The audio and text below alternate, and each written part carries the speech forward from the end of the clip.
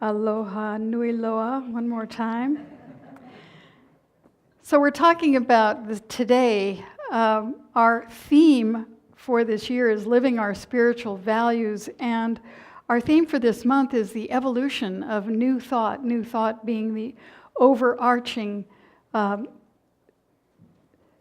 umbrella under which there are many churches, including religious science, including the Centers for Spiritual Living, including Unity, including Divine Science and Home of Truth, and many other metaphysical centers under that New Thought umbrella. But they also call it New Thought Ancient Wisdom, because the truth has always been the truth, and the truth keeps being discovered and rediscovered and reimagined and given to us in the language that we can understand for our time. And so the value, the spiritual value, the spiritual living for this month, the value is transformation and evolution. Transformation and evolution, which is what we are doing. We are always doing this. And the title of this talk was The Science of the Absolute. Now, as you know, we're participating in an organizational theme here for the year with a whole bunch of other centers around the nation and around the world. And so the science of the absolute was actually what Ernest Holmes called his philosophy when he first started out. So there's an actual article in this book, Love and Law, called The Science of the Absolute, and it was a series of lectures that were transcribed in 1918. So we're talking about 99 years ago, he gave these talks.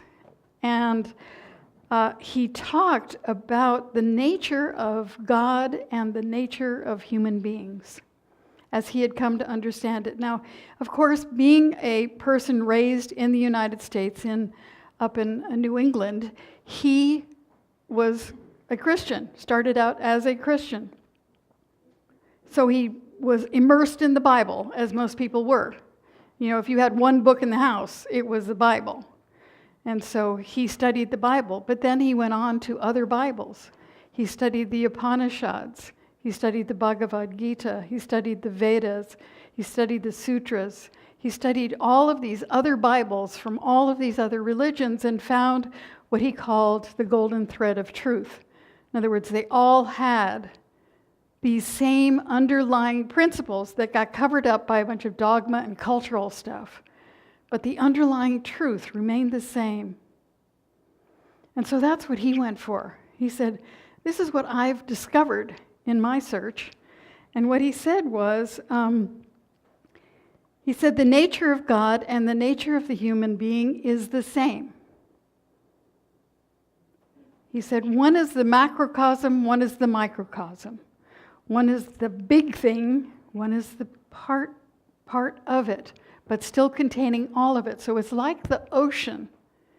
Every drop of the ocean contains the same makeup as the ocean itself. The ocean is made up of all of these little droplets. Well, we are all little droplets in the ocean of God. All of us containing the same stuff. It's like a hologram. If you look at a hologram, it's made up of little teeny pieces. Now you see the whole picture, but if you break it up, every little piece contains the whole picture. So it's like that. Each of us is an incarnation of that same thing. So what is the nature of that thing? So he talks about the nature of God, and he said, okay, well, it's made up of intelligence, that it has an infinite allness, that it is a life principle, that it is the allness, all that will ever be.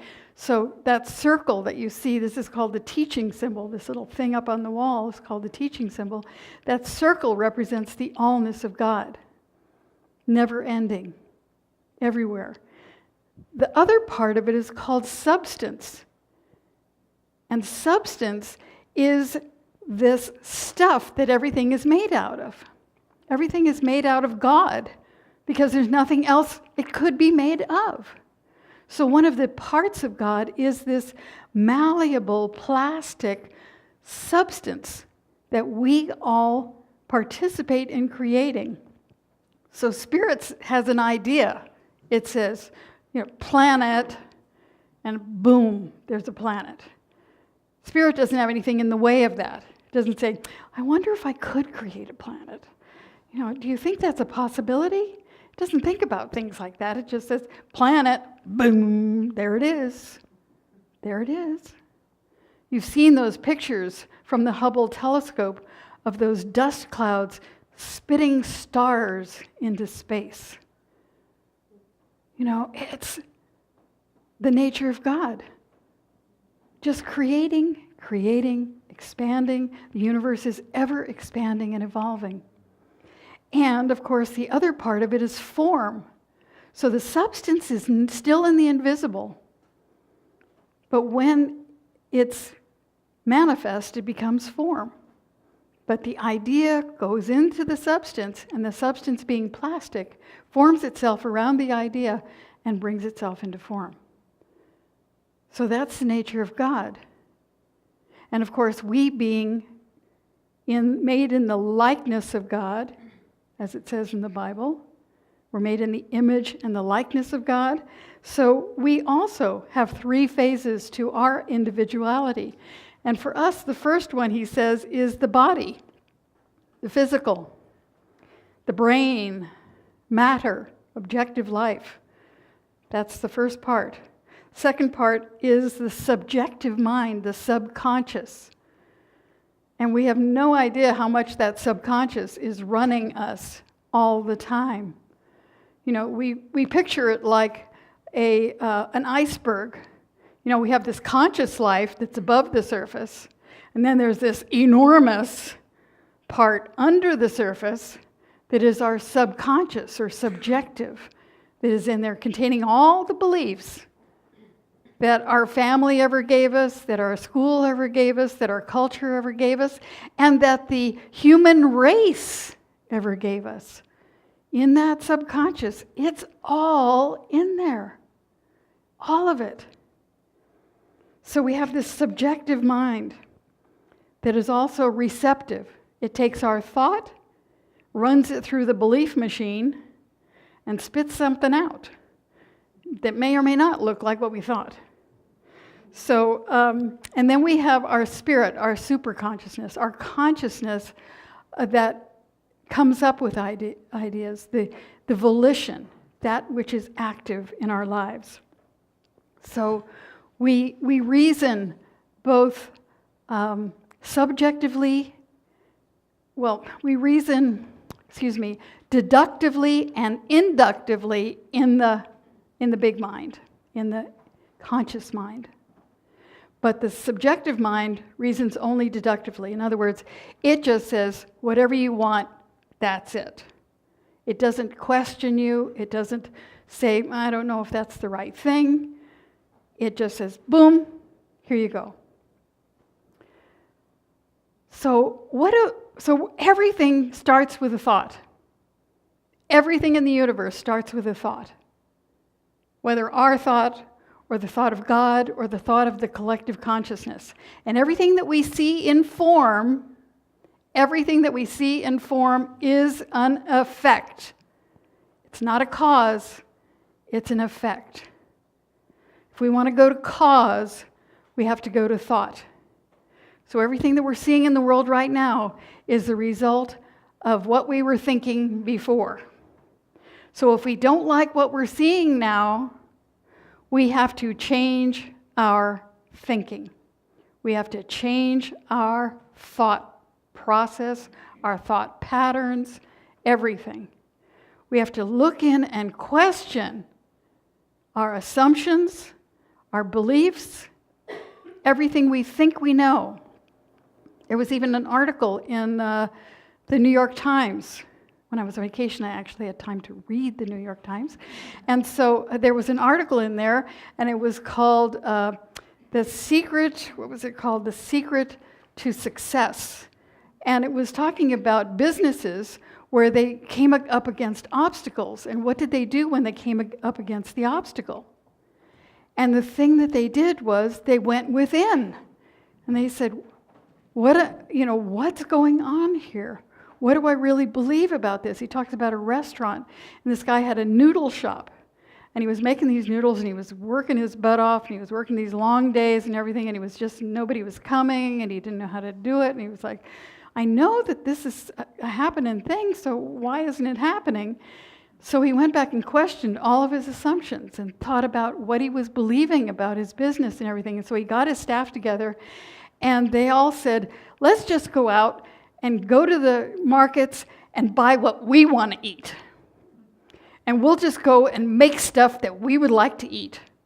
And so that's what they did. They all got together and had a great old time making stuff they wanted to eat. And sure enough, a whole bunch of other people wanted to eat that stuff too. And it became, a big happening place because they were doing something that was bringing them joy. Last week, Reverend Madeline talked about trust as a spiritual practice, as trusting everything as you go along, trusting in that invisible goodness that we know is there. And thank you for doing that. I appreciate that. And we also now have a practice because the science of the absolute, the science of mind, is all about practice. It's all about, not just reading, but doing what we know. And so it's about moving forward in joy. It's about finding out what brings us joy and doing that.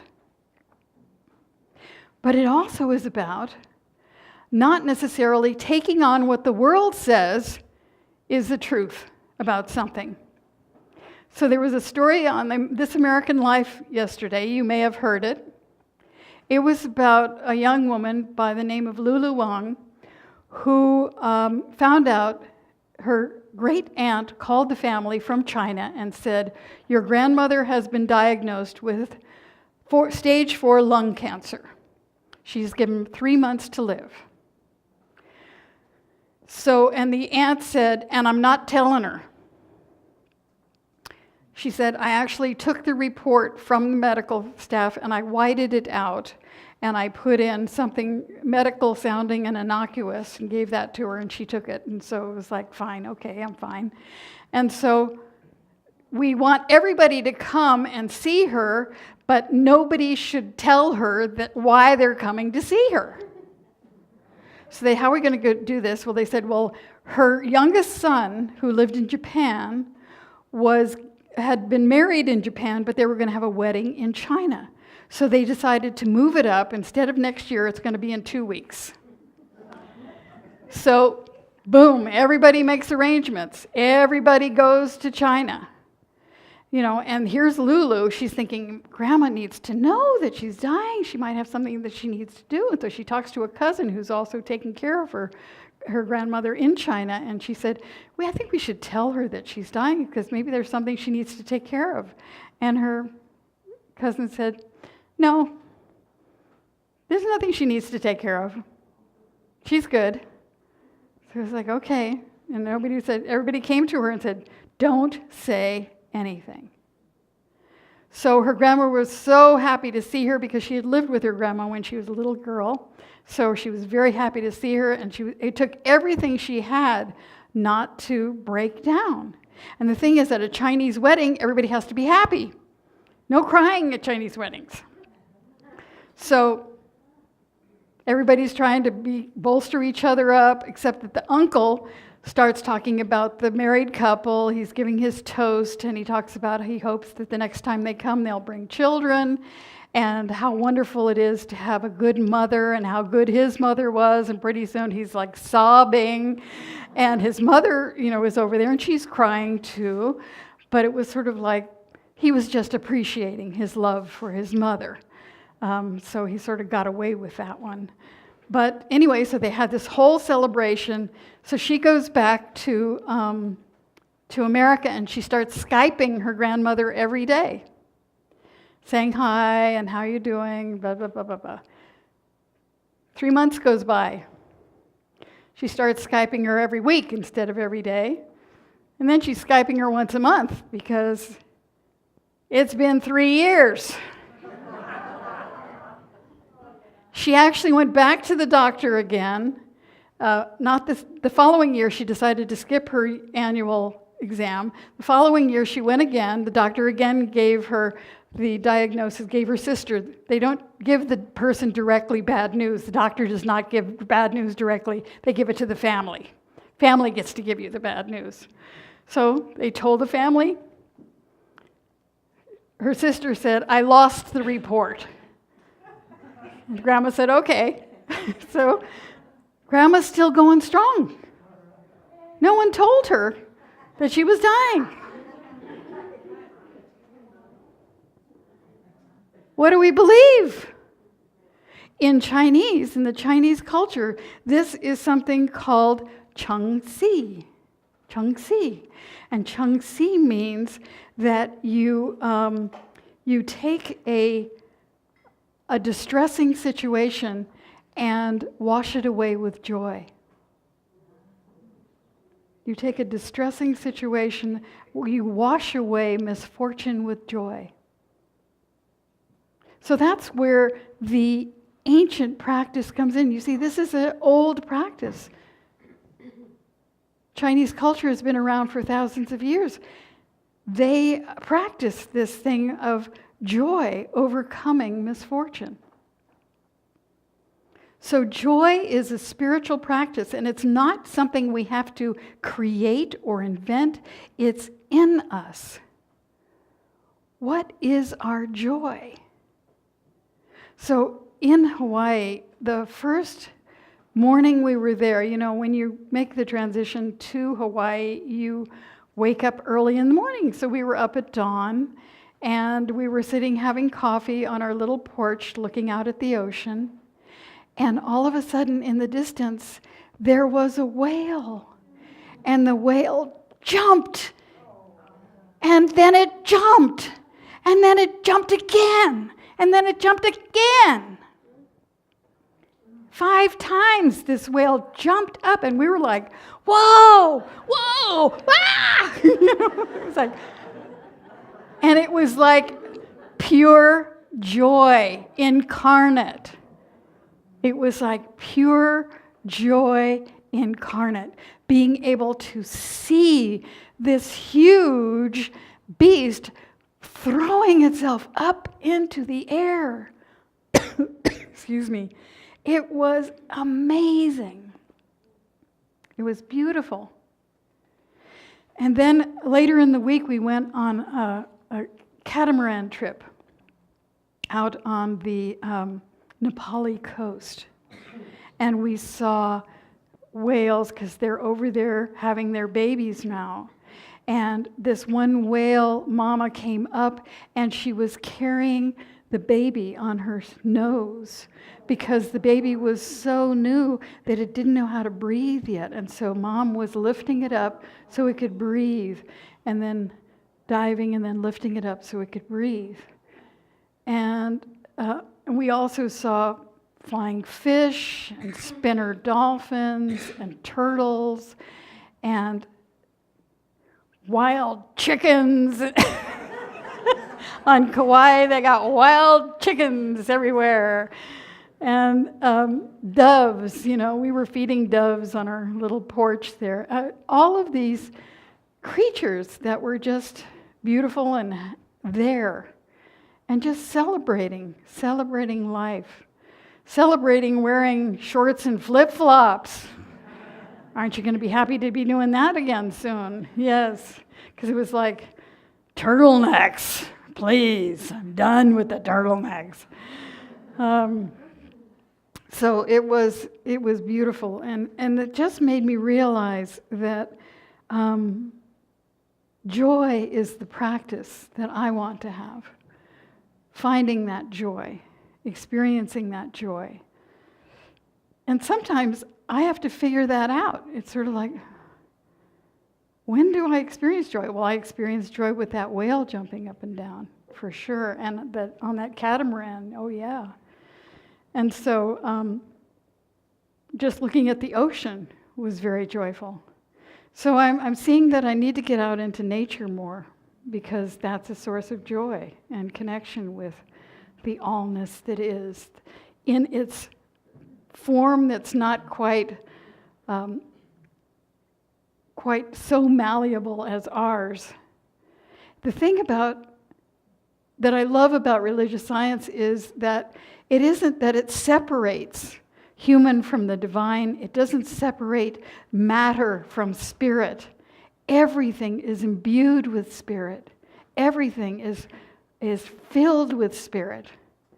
And so many traditions, it's like oh, matter. No, it's all God. It's all God. All of it. Not good, not bad, just there. And we're the ones who decide what's good, what's bad, what's evil, what's spiritual. Had a chance meeting with Robert the other night at the Briar Patch, and he was talking about when he was at John of God, and when they were meditating in this room before they were seeing the John of God, or after you have just seen John of God, you have to sit there for an hour or two to meditate. But it's all children's songs in the meditation room, and he was sort of like, that's weird, because we expect spiritual to be different. We expect spiritual to be, something from a Hindu chant, or, some kind of, Sanskrit something or other, or a hymn of some kind.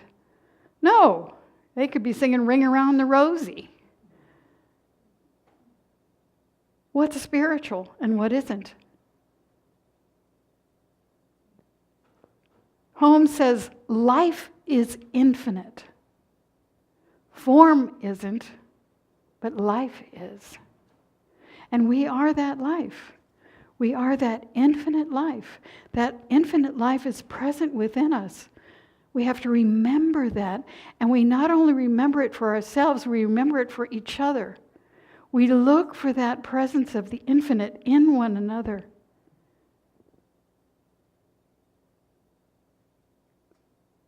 We think about hope as a good thing, and it is. It certainly beats despair.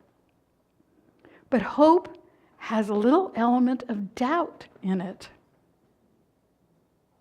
We don't hope, we know. We don't hope, we know. Jesus said, and all things whatsoever ye ask in prayer, believing, ye shall receive. We have to believe to receive. We have to believe, yes, we are worthy of that. Yes, we are loved. Yes, we are that. Infinite presence made manifest in this time and this place to love, to create, to experience our joy. I found a little card that I got in Sedona back in 1994, and I was using it for a bookmark in this book, and I realized that it has some signs, the symptoms of inner peace. I don't know if you've seen this. The symptoms of inner peace: a tendency to think and act spontaneously rather than on fears based on past experience. A loss of interest in judging other people and interpreting their actions. That's an interesting one. A loss of interest in conflict. A loss of the ability to worry. It's a very serious symptom. The loss of the ability to worry. Frequent, overwhelming episodes of appreciation and enjoyment. Feelings of connectedness with others and nature. Frequent attacks of smiling, also a very serious symptom. An increasing tendency to allow things to happen rather than make them happen. and an increased susceptibility to the love extended by others and the uncontrollable urge to extend it. These are the symptoms of inner peace. So let us know that those symptoms are absolutely available to all of us, and that we can look to our joy to overcome anything in our experience. So, our affirmation for today, if you would like to join me, you're not required, but if you'd like to have a nice affirmation for the week, it is, I open to the presence of the infinite within me. I open to the presence of the infinite within me. I open to the presence of the infinite within me. I open to the presence of the infinite within me. And I think we should also make it, I open to the presence of the infinite joy within me. And I let that loose.